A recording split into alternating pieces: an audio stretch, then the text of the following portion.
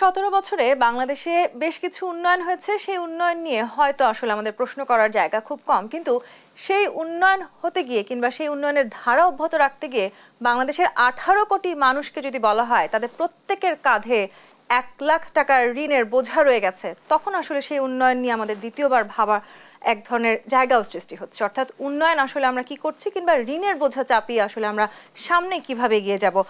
দর্শক, পদত্যাগের সময় শেখ হাসিনা সরকার 18,36,000 কোটি টাকার ঋণ রেখে গেছে। সে কারণেই বলছিলাম বাংলাদেশের 18 কোটি মানুষের প্রত্যেকের কাঁধে মাথাপিছু 1 লাখ টাকা করে ঋণ আছে। সেই ঋণ নিয়ে আসলে আমরা কিভাবে সামনে এগিয়ে যাব কিংবা অর্থনীতির অলিতে গলিতে আসলে যে চ্যালেঞ্জগুলো আমাদের সামনে আসছে সেই চ্যালেঞ্জ আমরা কিভাবে মোকাবেলা করব, সেই সব কিছু নিয়ে আজকে আলোচনা করতে চাই। জেডএসআরএম নিবেদিত দেশ সাম্প্রতিকে আপনাদের সবাইকে স্বাগত জানাচ্ছি। আমি তাসনুভা তন্নি। অর্থনীতিতে চ্যালেঞ্জ নিয়ে আজকের আলোচনায় আমার সাথে একজন বিশেষ অতিথি আছেন। আমাদের সাথে আছেন ডক্টর মোস্তাফিজুর রহমান, সম্মানীয় fellow, centre for policy dialogue, CPD. আপনাকে স্বাগত জানাচ্ছি আজকের আলোচনায়। ডক্টর মোস্তাফিজুর রহমান, যেই জায়গাটি আসলে শুরুতেই আমাদেরকে বলতেই হবে যে ঋণের বোঝা নিয়ে আসলে আমরা সবাই এই মুহূর্তে যথেষ্ট আলোচনা সমালোচনা করছি এবং সেটি তো সত্যি আসলে যথেষ্ট বড় অঙ্কের একটি ঋণ আমরা দেখতে পাচ্ছি। সেখান থেকে বেরিয়ে আসা যেমন আমাদের জন্য বড় একটি চ্যালেঞ্জ, তেমনি 15 বছরের ঋণ বেড়ে প্রায় 6.5 গুণ বেড়েছে। তার মানে কি সামনের দিনগুলো আরো অনেক কঠিন আমাদের? ধন্যবাদ। যে প্রসঙ্গটির আপনি অবতারণা করেছেন এটা খুবই গুরুত্বপূর্ণ বাংলাদেশের এগিয়ে যাওয়ার প্রেক্ষাপটে যদি চিন্তা করি, এবং এই ঋণ আমাদেরকে পরিশোধ করতে হবে এবং এটা অর্থনীতির উপরে একটা চাপ সৃষ্টি করবে, এটা অনস্বীকার্য। তবে এখানে বেশ কয়েকটি ডাইমেনশন থেকে আমার মনে হয় যে এটা দেখা দরকার। একটা হলো যে আমাদের মতো উন্নয়নশীল দেশ যাদের বিভিন্ন ধরনের ভৌত অবকাঠামো, সামাজিক অবকাঠামো, ডিজিটাল অবকাঠামো, এগুলো বিনির্মাণ করতে গেলে আমাদের যে স্থানীয় যে সম্পদ সেটা অনেক সময় সংকুলান হয় না। তখন আমাদেরকে বৈদেশিক ঋণ নিতে হয় অথবা আমাদের অভ্যন্তরীণ বিভিন্ন সূত্র থেকে, ব্যাংকিং, নন ব্যাংকিং ইত্যাদি সূত্র থেকে আমাদের ঋণ গ্রহণ করতে হয়। প্রশ্নটা সেটা হলো যে প্রথমত যে আমরা আমাদের অভ্যন্তরীণ যে সঞ্চয়, যে আহরণ, আমাদের যে সম্পদ আহরণ, যেটা আমরা ট্যাক্স, নন ট্যাক্স এগুলোর সূত্র থেকে আমরা করি, সেটা আমরা যথেষ্ট পরিমাণে করতে পারছি কিনা। এখন আমার যদি কর খেলাপি, ঋণ খেলাপি দেশের থেকে অর্থ যদি বাইরে চলে যায়, তখন কিন্তু আমি আমার কর আহরণ করে যে আমার সম্পদটা আমি এই ধরনের উন্নয়নমূলক কাজে বিনিয়োগ করব, সেটা আমি অপ্রতুল থাকে। তখন আমাকে বিভিন্ন ঋণ গ্রহণ করতে হয় অভ্যন্তরীণ বা বৈদেশিক সূত্র থেকে। এটা হলো একটা দিক। দ্বিতীয় সেটা হলো যে আমি যদি যেটা ঋণ নিয়ে আমি যেটা বিনিয়োগ করছি, সেই বিনিয়োগটা থেকে আমার যে রিটার্নটা আসার কথা, সেই রিটার্নটা আসবে হলো তখনই যখন আমি এই ঋণটাকে আমার যথাযথভাবে আমি এটাকে বিনিয়োগ করছি। সেই বিনিয়োগটা যখন আমার যথাযথ হয় না, আমি $10 যদি $20 যদি করি, তাহলে তো আমার একদিকে ঋণের দায়ভারটা আমার বাড়ছে পরিশোধের, আর অন্য দিক থেকে এটা থেকে যে রিটার্নটা আমি পাবো, সেই রিটার্নটা আমার সুদ যেটা আমার দিতে হবে সেটাও আমার কিন্তু উঠে আসছে না। এটা হলো একটা বড় সমস্যা। সো আমরা যদি আমাদের অর্থনীতি তো $480 বিলিয়ন মতো একটা অর্থনীতি, এখানে আমাদের ঋণের যদি আমি জিডিপির অংশ হিসাবে দেখি, অনেক দেশ আছে যাদের তুলনায় এটা খুব যে বড় তা কিন্তু না। প্রশ্ন যেটা আসে সেটা হলো যে এই ঋণের টাকাটা আমরা ভালোভাবে ব্যবহার করতে পেরেছি কিনা, 2 নম্বর হলো যে আমার এই পরিষেবাটা যেটা আমি করব, সেটার জন্য আমি যথেষ্ট পরিমাণে ওই বিনিয়োগ থেকে টাকা পাচ্ছি কিনা।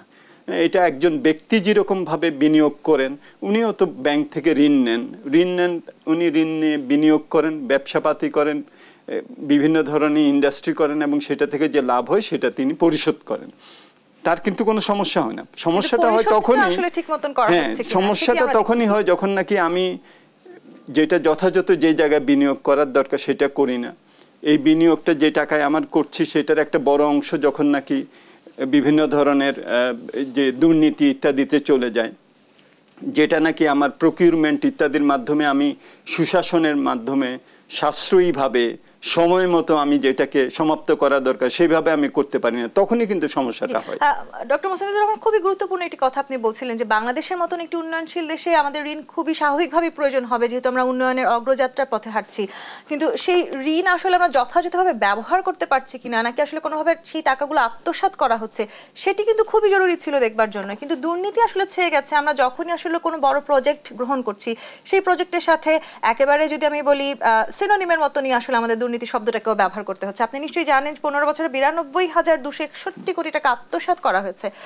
প্রশাসনের নাকের ডগাইতে হচ্ছে এই সবকিছু। কেন আসলে আমরা তাহলে এগুলো ধরতে পারছি না? আপনি যে হিসাবটা দিলেন সেটা আমাদের সিপিডির একটা আমাদের ডায়ালগে আমরা এই হিসাবটা একটা করেছিলাম, এবং এই টাকাটা শুধুমাত্র এটা টিপ অফ দ্য আইসবার্গ বলে যে সেটাই আর কি, কারণ যেটা নাকি দুর্নীতির মাধ্যমে দেশের বাইরে চলে গেছে বা দেশের ভিতরে আছে এই সংখ্যাটা তার থেকেও বেশি প্রকৃত সংখ্যাটা। তো আমরা সেটা করতে পারিনি, তার কারণ হলো যে সুশাসনের এবং জবাবদিহিতার যখন অভাব থাকে তখন কিন্তু এটা ভালোভাবে বিনিয়োগ করা যায় না, অগ্রাধিকার ঠিকমতো করা যায় না। যে বিনিয়োগটা আমি করছি সেটা অতি মূল্যায়িত বিনিয়োগ হয়, এবং প্রকিউরমেন্ট যেটা নাকি কম্পিটিটিভ একটা প্রসেসের মধ্য দিয়ে করলে আমি সবচেয়ে ভালো দামে হয়তো ওইটার জন্য যে ইকুইপমেন্টস আমি ক্রয় করব বিভিন্ন ধরনের, সেটাও আমি করি না। সো সবটা মিলে পুঞ্জীভূতভাবে আমরা দেখেছি যে এই যে বিনিয়োগটা হয়েছে, যেটা আপনি ঠিকই বলেছেন, আমি বললাম যে আমাদের মতো অর্থনীতিতে আমাদের উন্নয়ন কর্মকাণ্ডের জন্য আমাদের ঋণ গ্রহণ করাটা অস্বাভাবিক কিছু না, কিন্তু সেইটা যখন নাকি এই ধরনের দুর্নীতির মাধ্যমে যখন নাকি এটা করা হয়, যখন নাকি চাপিয়ে দেওয়া অনেক প্রকল্প আমাদের দেশে চলে আসে, যখন নাকি এইসব প্রকল্পের যে প্রকিউরমেন্ট সেটা ঠিকভাবে হয় না, সাশ্রয়ীভাবে আমরা এটা বাস্তবায়ন করতে পারি না, সময় মতো শেষ করতে পারি না, সুশাসনের সাথে করতে পারি না। দেখুন আমাদের যেমন আমাদের যে উন্নয়ন পরিকল্পনা যেগুলো নাকি আমাদের তো এখন পুরো আমাদের বার্ষিক উন্নয়ন কর্মসূচি ঋণ নির্ভর হয়ে গেছে। আমি যদি দেখি যে আমাদের রাজস্ব আয়, রাজস্ব ব্যয় এবং উন্নয়ন ব্যয় তিনটা পার্ট। এখন অন্যান্য দেশে যেটা দেখা যায় সেটা হলো যে রাজস্ব আয় থেকে রাজস্ব ব্যয় কম হয়, এখানে কিছুটা উদ্বৃত্ত হয়, ওই উদ্বৃত্তর একটা অংশ আমরা উন্নয়ন কাজে ব্যয় করতে পারি। আমাদের দেশে যেটা হয়ে গেছে রাজস্ব আয় সমান রাজস্ব ব্যয়, এখানে কোনো উদ্বৃত্ত নাই, এবং পুরো আমাদের উন্নয়ন কর্মসূচি এই বিনিয়োগ এগুলো সবটাই হচ্ছে ঋণ নির্ভর। এখন এটা তো একটা বড় চাপ সৃষ্টি করবেই, কারণ আমি তো আমার রাজস্ব খাতের উদ্বৃত্ত দিয়ে সামান্য অংশ আমি উন্নয়ন কর্মকাণ্ড করতে পারছি না। কিন্তু যখন আসলে আমরা জানতে পারছি যে আমাদেরকে আসলে সেই জায়গাটিতে শক্তিশালী হতে হবে, এরপরও আমরা আসলে ব্যবস্থা গ্রহণ করলাম না। আমরা এতদিন ধরে দেখেছি আসলে কেন্দ্রীয় ব্যাংক ও বিশেষ কোনো ব্যক্তি কিংবা গোষ্ঠীর স্বার্থে কাজ করেছে। খুব উদাহরণ দিয়ে যদি বলি, সিপিডির একটি তথ্য আমার কাছে আছে, সেখানে যদি সেই হিসাবেই যদি আমি বলি, চট্টগ্রামের এসএলএম গ্রুপের হাতে একাধিক ব্যাংক রয়েছে, 7টির মতন ব্যাংক আছে। তারা একা ইসলামী ব্যাংক থেকে 30,000 কোটি টাকা নিয়ে গেছে। সালমান এফ রহমানের মতন বড় উদাহরণ আমাদের সামনে আছে, যিনি একা একটি ব্যাংক থেকে হয়তো 30,000 কোটি টাকারও বেশি ঋণ নিয়েছেন।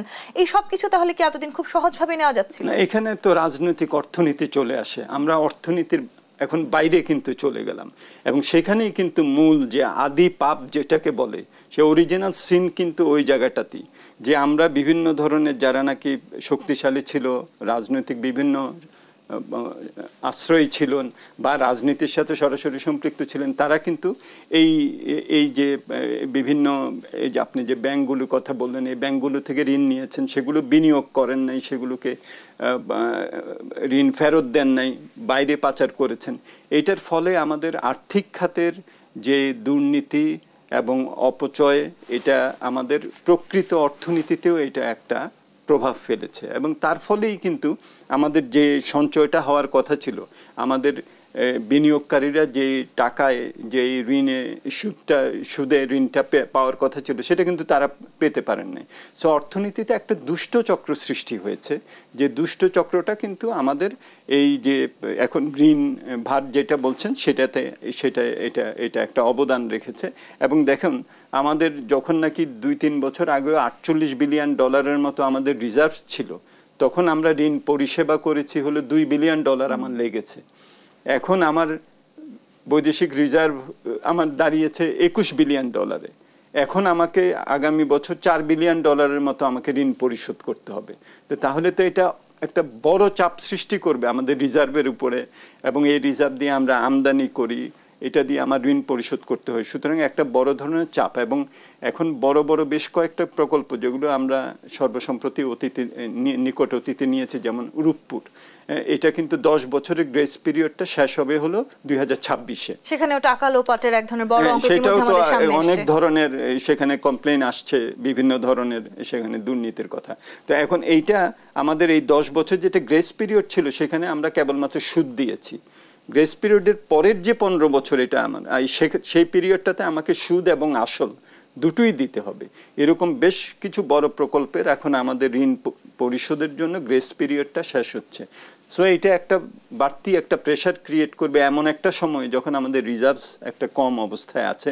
আমরা আশা করব যে এখন বিভিন্ন পদক্ষেপ অন্তর্বর্তীকালীন সরকার গ্রহণ করবেন, যেটার মাধ্যমে আমাদের রিজার্ভটা আরেকটু শক্তিশালী হবে।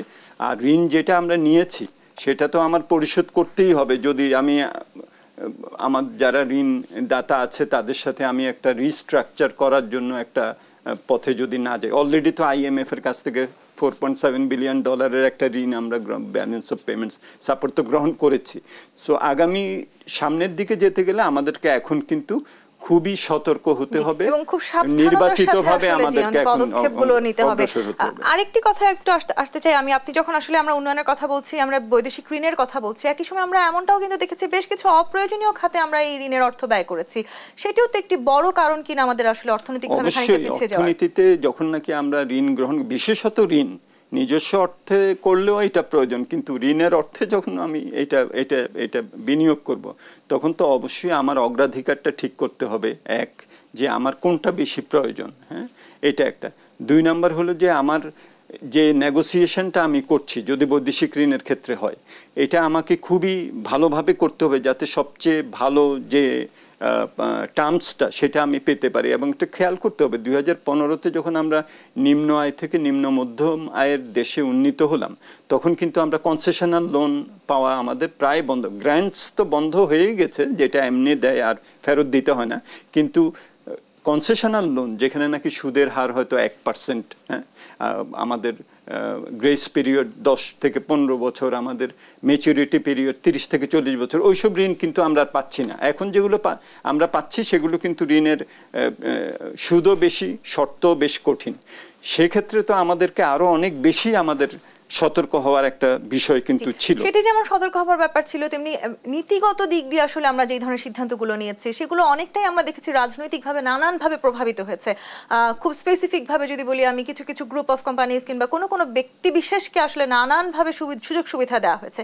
সেটিও আসলে একটি বড় কারণ কিনা বাংলাদেশের সাধারণ মানুষের উপর আসলে সেই চাপ এসে পড়ছে। অবশ্যই এইটা যাদেরকে সুবিধা দেওয়া হয়েছে তারা তো সুবিধা পেলেন এবং তারপরে সেই টাকাটা তারপরে তারা অনেকটা দেশের বাইরেও নিয়ে গেছেন, অথবা এখন দেশে ওইটা হয়তো বিভিন্ন ধরনের সম্পদ তারা দেশে করেছেন, রিসোর্ট করেছেন, বিভিন্ন জিনিস করেছেন।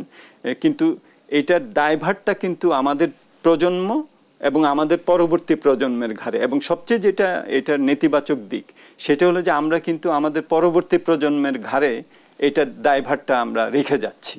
এবং সেইটা একটা আমার মনে হয় যে বড় ধরনের একটা অপরাধে আমি বলবো, কারণ পরবর্তী প্রজন্ম কিন্তু এই ঋণটা গ্রহণ করেন নাই ওই সময়, তারা হয়তো এটার জন্য দায়ভারও নেন নাই। সময়টাতে আসলে এই ঋণগুলো গ্রহণ করা হয়েছে কিনা, আমি সরাসরি দুর্নীতি হিসেবে শব্দটিকে ব্যবহার করতে চাই। এই দুর্নীতিগুলো আসলে যারা করেছেন সেই সময় আমরা এই সমস্যাগুলো কেন চিহ্নিত করতে পারিনি, নাকি আসলে আমরা চাইনি? না, আমার মনে হয় যে এটা বোধহয় সম্পূর্ণ আমি একমত হব না। আপনারা যদি আমাদের মতো থিঙ্ক ট্যাঙ্কগুলোকে যদি আপনারা যদি পর্যবেক্ষণ করেন, এবং আপনাদের অনুষ্ঠানেও আমরা বলেছি, আমরা যখন মিডিয়া ব্রিফিং করেছি থিঙ্ক ট্যাঙ্কগুলো সিপিডি ইনক্লুডেড, তখন কিন্তু আমরা এগুলো অনেক দিন ধরেই কিন্তু বলছি যে আমাদের এই ঋণ যেগুলো আমরা নিচ্ছি আরও আমাদের সতর্ক হওয়া উচিত।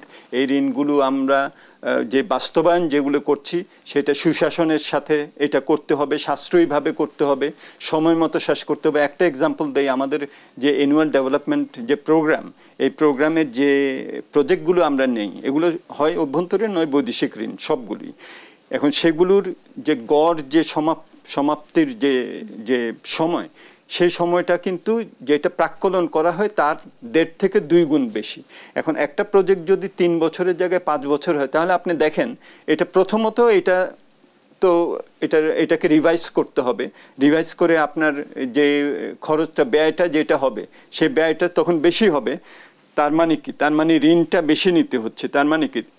এটার যে পরিষেবা, সেই পরিষেবার দায়ভারটা বেশি হবে।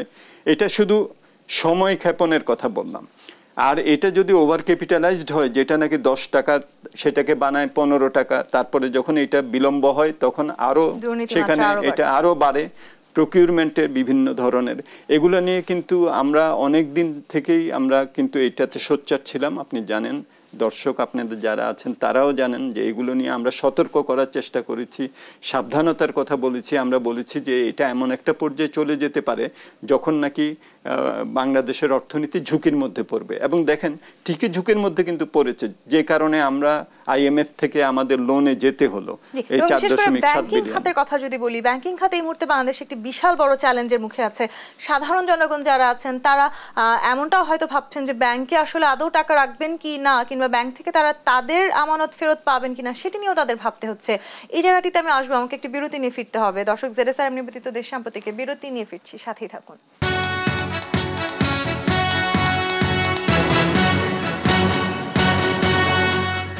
অর্থনীতিতে চ্যালেঞ্জ নিয়ে আলোচনা করছি আজকে দেশ সম্প্রতিকে। আমাদের সাথে আছেন doctor Mustafizur Rahman. Doctor Mustafizur Rahman, banking খাত নিয়ে আমরা কথা বলছিলাম। ব্যাংকিং খাতের যে ভঙ্গুর অবস্থা কিংবা যে চ্যালেঞ্জের মুখে এই মুহূর্তে বাংলাদেশের ব্যাংকিং খাত আছে, সেখানে আমরা দেখতে পাচ্ছি যে আমানতকারী যারা আছেন তারাও যথেষ্ট ভীত অবস্থায় আছেন। তারা আদৌ ব্যাংকগুলোতে টাকা রাখবেন কিনা সেটি নিয়েও ভাবতে হচ্ছে।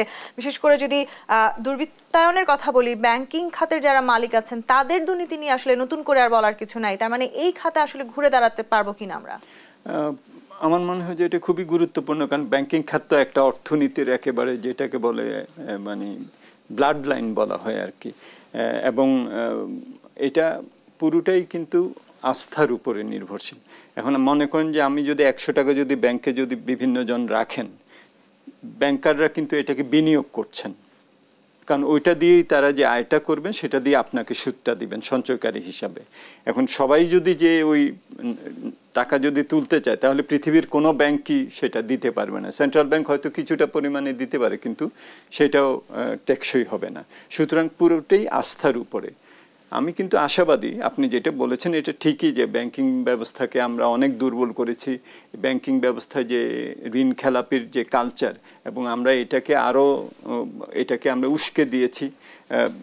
যারা নাকি হয়তো ঋণের অনেক সুদ জমেছে তাদেরকে আমরা সুদ অবলম্বন করেছি আমরা হাজার হাজার কোটি টাকার, এবং ব্যাংকগুলো দুর্বল হয়েছে। যখন নাকি নতুন ব্যাংক দেওয়ার কথা ছিল না তখনও সেটা দেয়া হয়েছে। আমাদের খেয়াল আছে যে গভর্নর সেন্ট্রাল ব্যাংকের তিনি নিজেও বললেন যে এটা দরকার নেই, কিন্তু পরবর্তীতে অর্থমন্ত্রী তখনকার বলেছিলেন যে আমরা রাজনৈতিক বিবেচনায় আমাদেরকে দিতে হয়েছে। কিন্তু এটা তো একটা রাজনৈতিক বিবেচনার খাত না। এবং আমরা সবসময় বলেছি যে ভালো অর্থনীতি কিন্তু ভালো রাজনীতিও। এবং এই যে দুর্বৃত্তায়ন যেটা হয়েছে সেটা কিন্তু নৈতিক দিক থেকেও এটা গ্রহণযোগ্য না, অর্থনৈতিক দিক থেকেও এটা যুক্তিসঙ্গত না, এবং রাজনৈতিক দিক থেকেও এটা যে ইতিবাচক হয় না সেটা তো আমরা এখন চোখের সামনেই দেখছি। সুতরাং সেদিক থেকে আমরা দেখেছি যে মুখে অনেক সময় বলা হয়েছে যে ব্যাংকিং খাতের দুর্নীতির বিরুদ্ধে আমরা শূন্য সহিষ্ণুতা, কিন্তু আমরা দেখলাম দুর্নীতিবাজদের প্রতি চরম সহিষ্ণুতা, এবং তারা বছরের পর বছর এটা করে গেছেন। তারা ঋণ নিয়েছেন, একজন আরেকজন থেকে ঋণ নিয়েছেন, তারপরে সেটা টাকা পাচার করা হয়েছে। এবং আমরা যখন বলেছি যে ডিরেক্টরের সংখ্যা একই পরিবার থেকে কমানো হোক, ওটা তখন 2 থেকে তখন এখন পরবর্তীতে শেষে যে 3 করা হলো। একজন কত বছর থাকতে পারবেন সেটা 6 থেকে শেষে 9 করে 12 করা হলো।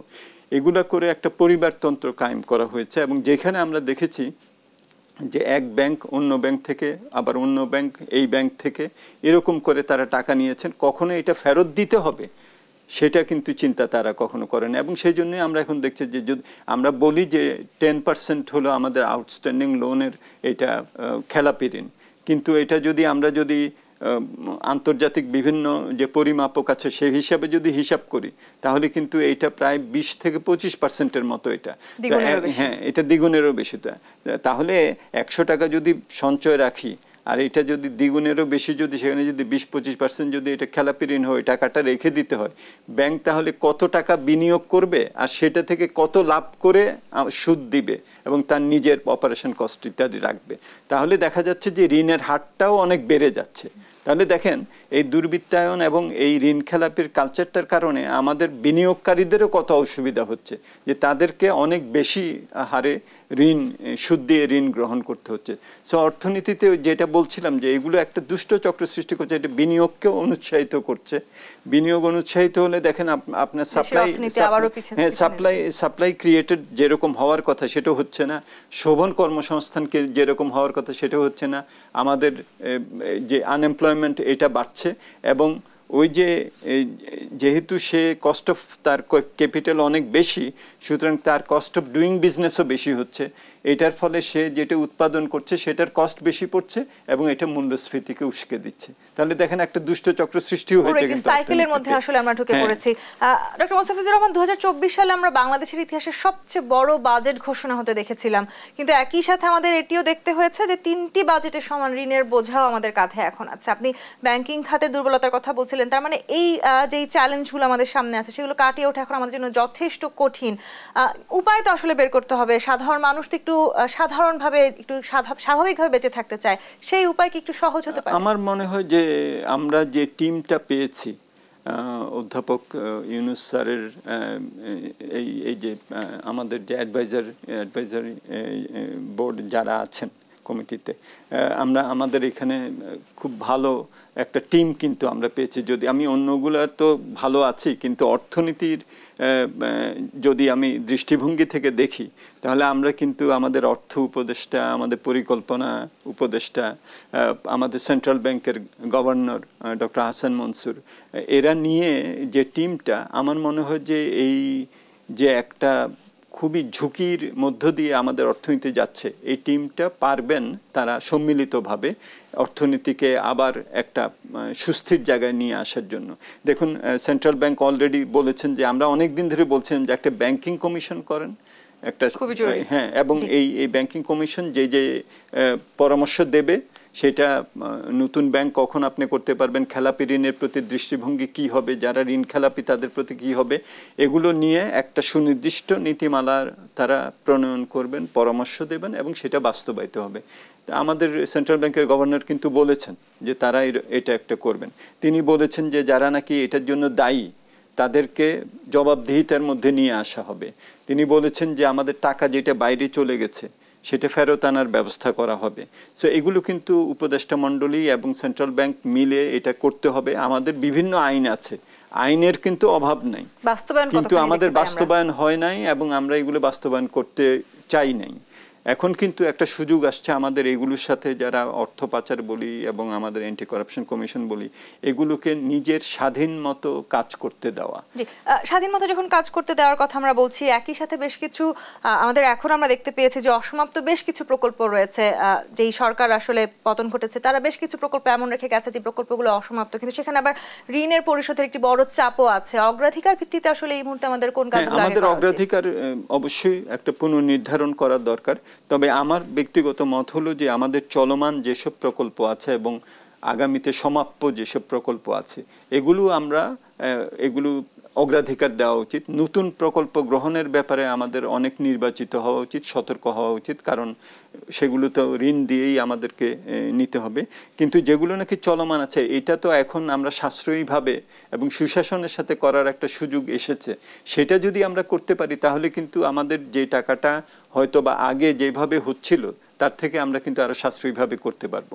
কিন্তু নতুন প্রকল্প গ্রহণের ব্যাপারে আমাদেরকে এখন অনেক সতর্ক হওয়া দরকার আমার মনে হয়, কারণ এই ঋণটা যেভাবে বাড়ছিল এবং ঋণ পরিষেবার দায়ভার যেভাবে বাড়ছিল সেটা কিন্তু একটা আনসাস্টেনেবল হয়ে যেতে পারে। সেই জন্য আমাদের খুবই সতর্ক থাকতে হবে। আমরা জানি যে যারা নাকি এই সুশাসন এবং সাশ্রয়ীভাবে করে নাই, অনেক দেশ তারা প্রথমে এই ঋণের ভারে পড়েছে, তারপরে ডেট ডিস্ট্রেসে পড়েছে, তারপর ডেট ট্র্যাপে পড়েছে, যে ডেট ট্র্যাপ মিডল ইনকাম ট্র্যাপে ফেলে দিয়েছে। আমরা ল্যাটিন আমেরিকাতে অনেক দেশ দেখেছি যারা এরকমভাবে ঋণ নিয়ে পরে পরিষেবা করতে পারে নাই। রপ্তানি আয়ের একটা বড় অংশ ঋণ পরিষেবাতেই চলে গেছে, সুতরাং উন্নয়নমূলক কাজ আর সামনের দিকে করতে পারে নাই। এরকম একটা অবস্থায় যাতে আমরা না যাই, আমার মনে হয় যে এখনকার যে সরকার তারা এগুলোর ব্যাপারে অবশ্যই চিন্তা ভাবনা করে একটা কৌশল গ্রহণ করবেন। ট্র্যাপের কথা আপনি বলছেন, সেখান থেকে আমরা বেরিয়ে আসতে চাই, কিন্তু অর্থনৈতিক চাকাকে সচল রাখতে রাজনৈতিক স্থিতিশীলতা যেরকম জরুরি, তেমনি বিদেশি বিনিয়োগ কিন্তু খুবই জরুরি। যদি রাজনৈতিক স্থিতিশীলতা আমরা না রাখতে পারি, বৈদেশিক বিনিয়োগেও তো একটি বড় ইফেক্ট পড়তে যাচ্ছে। এই জায়গাগুলো নিয়ে একটু আলোচনা করবো। আরো একটি বিরতির সময় হয়েছে, দেশ সাম্প্রতিক আরো একটি বিরতি নিয়ে ফিরছি, সাথেই থাকুন।